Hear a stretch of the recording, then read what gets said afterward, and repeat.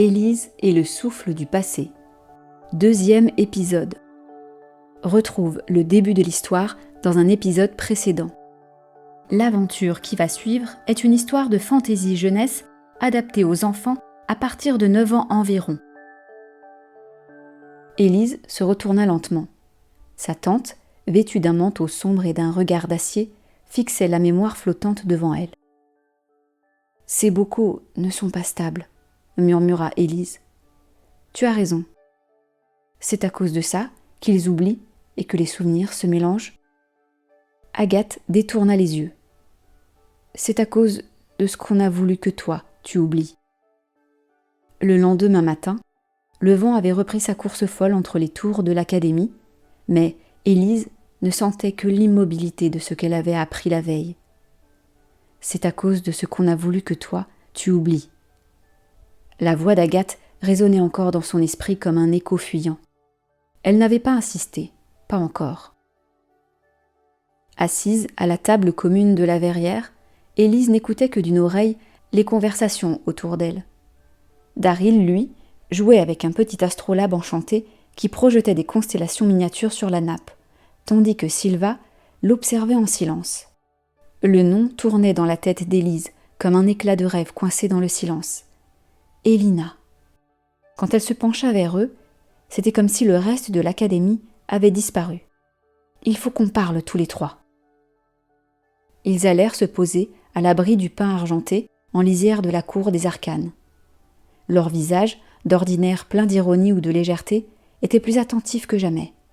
« Ce prénom, dit-elle à voix basse, il revient chaque nuit, dans mes rêves. Parfois j'entends des pleurs, d'autres fois une voix qui me parle, mais jamais je ne vois de visage. »« Et tu es sûre de ne pas la connaître ?» demanda Sylva. « Je n'ai aucun souvenir d'elle, et c'est bien ça le problème. » Elle hésita, puis ajouta. « Si c'est un prénom, peut-être qu'il y a un bocal à ce nom. » Daryl redressa la tête. « Un souvenir enregistré, tu veux dire ? » ?»« Oui, il faut qu'on aille vérifier. » Dans la salle des bocaux, la lumière était plus blafarde que d'habitude. Les silhouettes de verre flottaient lentement, chacune baignant dans un halo aux teintes pâles. Élise marcha entre les rayons avec une attention presque religieuse, les doigts courant sur les noms inscrits. Puis, elle le vit. Elina. L'écriture était fine, presque hésitante. Le liquide dans le bocal vibrait à peine. Elle jeta un regard à ses amis qui restèrent en retrait. Lentement, elle tendit la main et toucha la surface froide. Le bocal frissonna.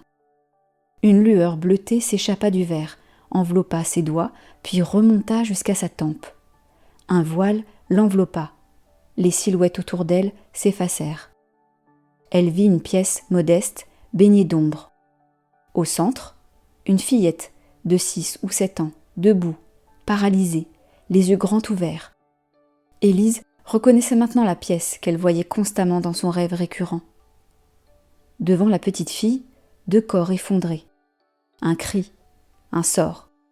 Une silhouette noire s'éloignant, une baguette encore fumante dans la main. Le souvenir vibra, un vent glacé emplit ses oreilles. Élise recula d'un pas, arracha sa main du bocal. Tout redevint silencieux. Elle se tourna vers Sylva et Daryl, le souffle court. Ce n'était pas un cauchemar, c'était un souvenir. Le sien, murmura Daryl. Oui, c'est Elina qui a vu ses parents se faire tuer. Sylva pâlit. Et pourquoi son souvenir est là ? Élise n'eut pas besoin de répondre. Une pensée s'était déjà formée en elle. Il n'y avait qu'une personne qui pourrait lui en dire plus sur cet enfant, sur ce souvenir et sur son père.